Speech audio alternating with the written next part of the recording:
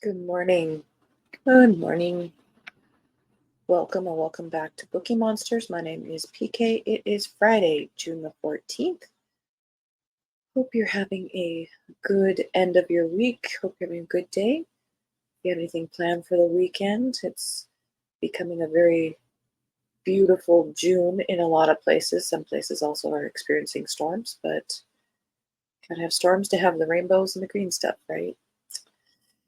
Alrighty. Well, Friday is Freeform Friday, so we aren't necessarily looking at new releases today. We're going to be looking at historical mysteries, where to get ideas for historical mysteries, because I am hosting the Midsummer HystMyst, which is celebrating the love of mysteries set during a historical era. Good morning, Kim. How you doing? Quick announcements. No sprints tonight. I don't do them on Friday night. We will have them tomorrow afternoon at 2 p.m., 1 p.m. Mountain Time, 3 p.m. Eastern, and those are for 5 hours. I do every Tuesday and Thursday evenings and Saturday afternoons.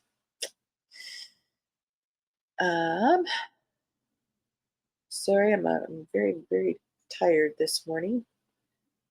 After we got done with sprints last night, I took Keo to the vet because he had something going on with his foot, wouldn't put weight on his leg, and they, long story short, sedated him and looked to where the wound appeared to be. It was some kind of thorn or seed that had gotten embedded between his toes and then got infected. So picked him up at midnight, or we didn't get done until midnight, and he's on meds, and the cone of shame is back on him, and he did not have a good night. Therefore, I did not have a good night. So very little sleep. Kim crawled back in bed after feeding doggies and let them outside. That sounds so good. You have no idea. So, just a little low energy today, and he will get better. Right now, he's incredibly cranky, and I get it. He's got a fever, not feeling well. His foot hurts. He's got to wear the cone of shame. And what he has not faced yet is he's not going to come to work with me. So that's going to add on to his aggrievements. But we'll just get lots of rest this weekend, and we are going to be. We did try. He's allergic to chicken, and in the last year that we've had him, he's had health issues that we've had to get him more stabilized. But now we're going to be trying some allergy shots to help, because his eyes are just never good because of, I think it's environmental allergies. So we're trying that as well. But what we're going to look at today, I could share with you all the authors and series that I love, but you might not love what I love. A couple of, and if I remember, I'll put them on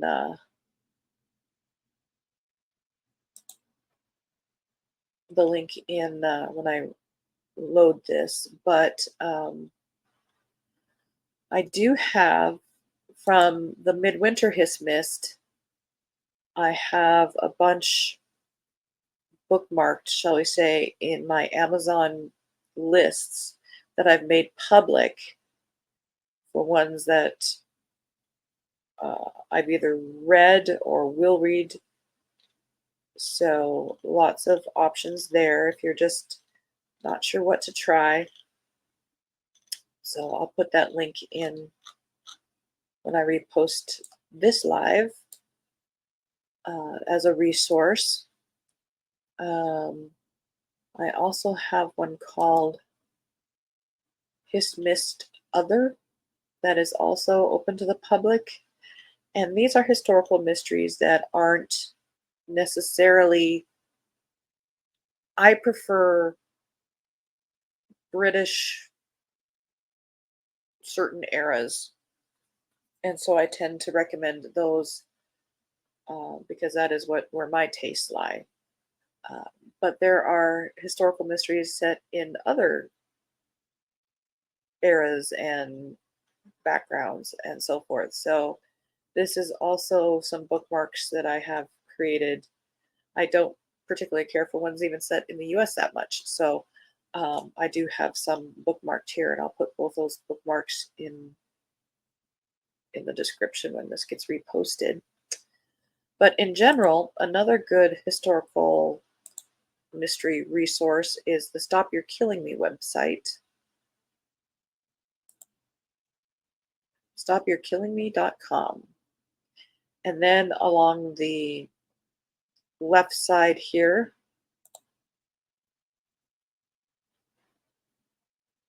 is their index, and about midway down is historical index. And it brings up this page where they have broken down. This is not comprehensive and not necessarily up to date. And I'm sure they don't do any of the Kindle Unlimited, of which there are so many. We went over a bunch of them last week. So that, yep. Yeah, Pulpit Bay. Stop You're Killing Me is a great site as a resource. Yep, I've used that a lot. I really enjoyed the Templar Night series. Me too. Me too. So my default preference is UK, and up until the 1950s. But as you can see, historical now means 1960s, 70s, 80s, and 90s, which is unfathomable, but there it is.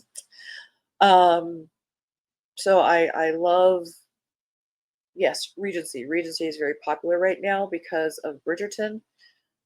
Victorian, there's some great series out there. Veronica Speedwell and so forth have gotten to be very popular. So Victorian is an era where there's a lot of great books. I love Edwardian. I love the 1930s between the wars. I love the World War One with Charles Todd and all those. I've gotten now into the 1940s in my personal preferences during the war, and I think the 1950s was a very interesting time too. So, but I also love Elizabethan, and there are books set in that, and uh, I love medieval, and there's a lot of great authors in that. But you can go back to ancient times where somebody has set a lot of somebodies, because if you click on one of those links, it lists authors and their different series that they are writing under this time period. So this one is before 476 AD.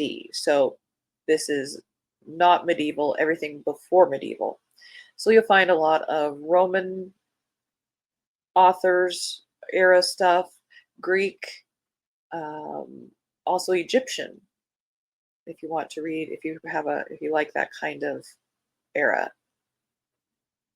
And alphabetically, it's listing all the authors with their series' main character as the jump point. And if you go from there, let's just choose Ruth Downey. Click on that link, and it brings you to a page of that author and listing of the books in that series. There's also links to the author's website often, and so forth.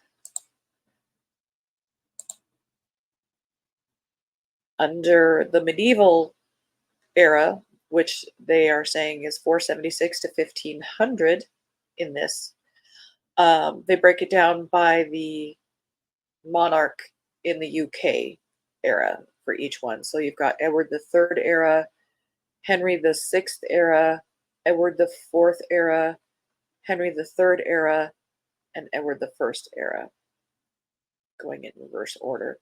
Then they've got the 1500s, which is broken down into Henry VIII and Elizabeth I. They've got 1600s and 1700s listed together, which is colonial period and the Baroque era. I do love 1700s Georgian histories. I don't know why I do like those as well. 1800s, they've broken down into Regency and Victorian times.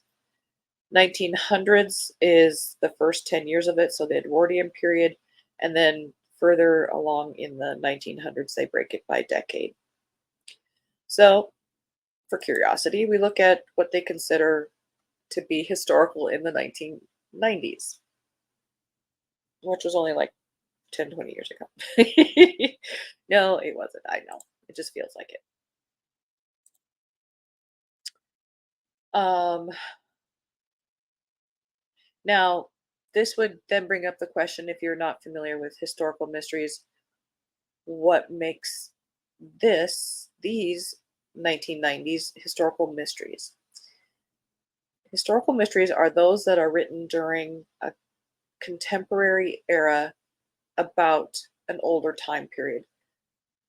Books that were written and published in the 1990s are not historical.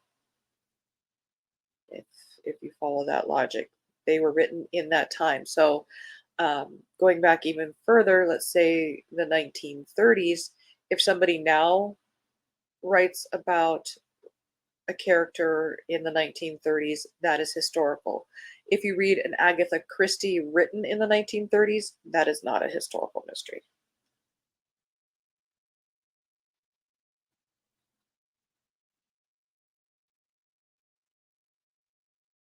That's neat.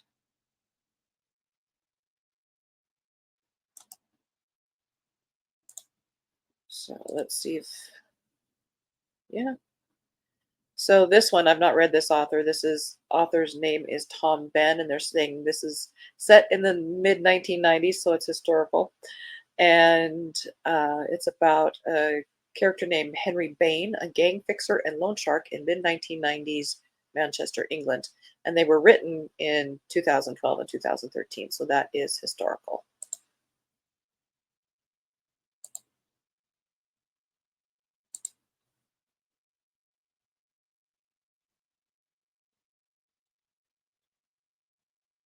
So suppose you're on a Bridgerton kick. You can go to the 1800s where they have Regency listed. You do have to know that Bridgerton is set in the Regency era.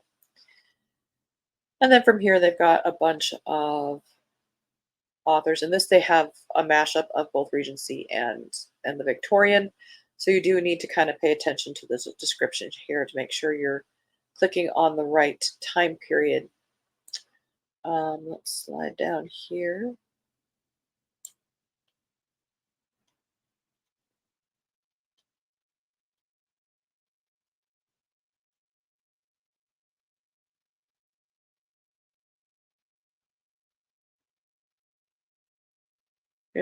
We've talked about this one before, but Lauren Willig wrote a series set in dual timeline. She bookmarks her historical stories with a contemporary grad student. These books were written in 2005 through 2015, but her PhD dissertation is about the Regency era, and so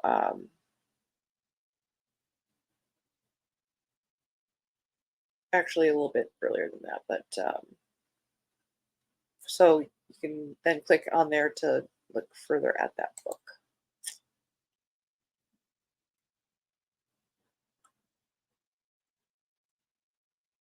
I was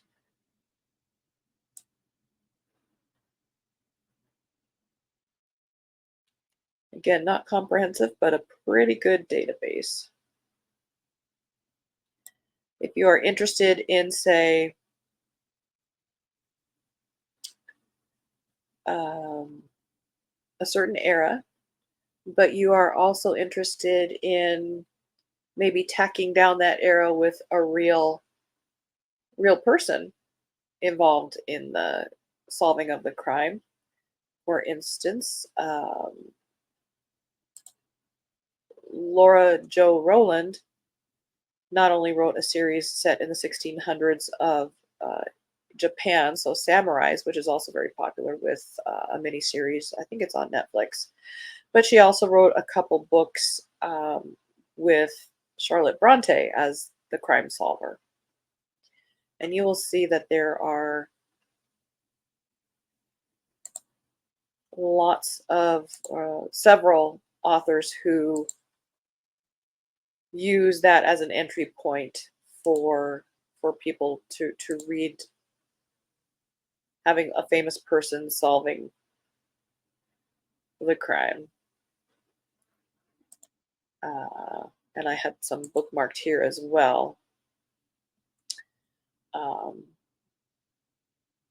Also Regency, Stephanie Barron has a series where Jane Austen herself is the sleuth, and that's actually quite good. Nicola Upson has a series that has Josephine Tey, the author, as the crime solver. Colleen Cambridge is kind of specializing in, she has 2 series going, I think there's 3 in each right now, maybe 4, where a famous person is adjacent. So like in Mastering the Art of French Murder, Julia Child is involved, and in her Mallow and Hall one, she has Agatha Christie somewhat involved. You'll find people like William Shakespeare, things like that as perhaps the entry point.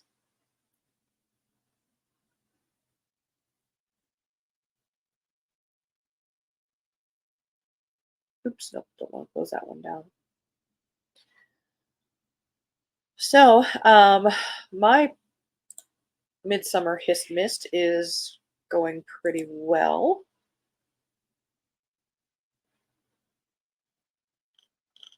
Let us take a quick look at that.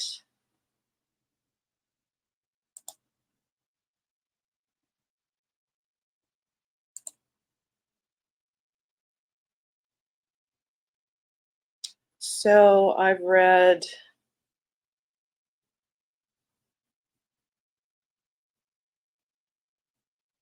I think I'm missing one. I've read personally Dance with Death by Will Thomas, which is set in Victorian with sort of a Sherlock Holmes type of duo, but it's not Sherlock Holmes. But that's a great series. Medieval, I've read To Shield the Queen by Fiona Buckley. She has a series, many book series set in Elizabethan times. I'm currently reading another Victorian, Irina Shapiro. I have, let's go back over here. Upcoming for me this month, back to an Amazon wish list. I have some new releases this month that are historical mysteries that I'm very much looking forward to. Sherry Thomas, I praise this series to the heavens. The Lady Sherlock series. She, if you enjoy the intelligence behind the Veronica Speedwell series, this is a great option. The unfolding of the solving of the crime, it has layers to it. It's not an easy oh, here's the bad guy, but wait, there's more. And there's a slow burn kind of romance to it as well. That's coming out later this month, the latest in that one. So if you like that kind of series, that one's a great one to start out with. And also the next one in the one by Claudia, the series by Claudia Gray, where she has mashed up the characters of Jane Austen into one crime-solving world. All the characters of Jane Austen's books come together And the latest one coming out this month is called The Perils of Lady Catherine de Bourgh. So I'm very much looking forward to that. I had also bookmarked this one. I've not read, this might be even a new one. Um, The Missing Diamond by Lynn Morrison and Anne Radcliffe. It looks Regency from the cover. So I've got those in the second half of Midsummer HystMyst for me. So I'm very happy. I'm thinking I read another historical mystery this month. Let's go to the other resource I have. Oh, it's not there. The one that's missing. Hang on a second. I see what's missing. Let's fix this while we're here.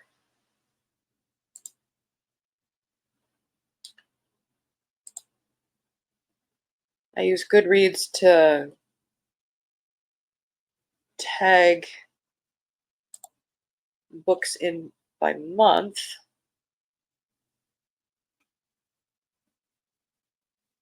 And I forgot to add this one to June.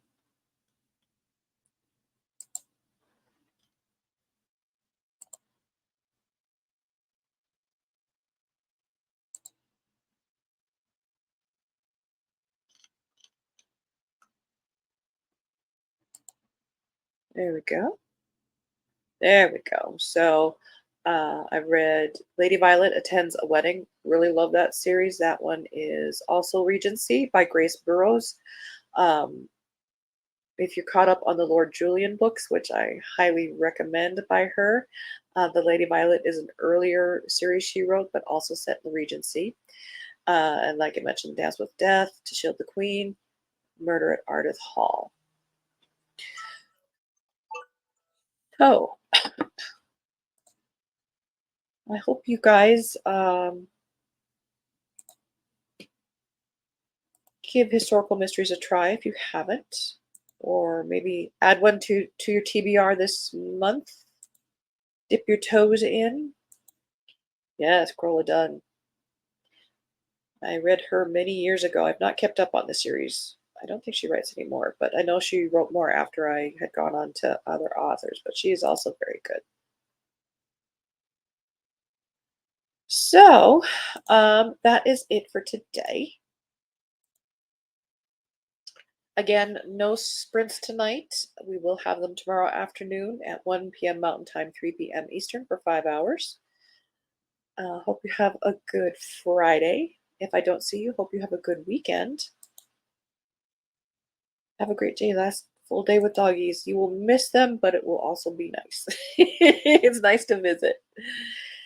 All right. So again, apologize for the low energy.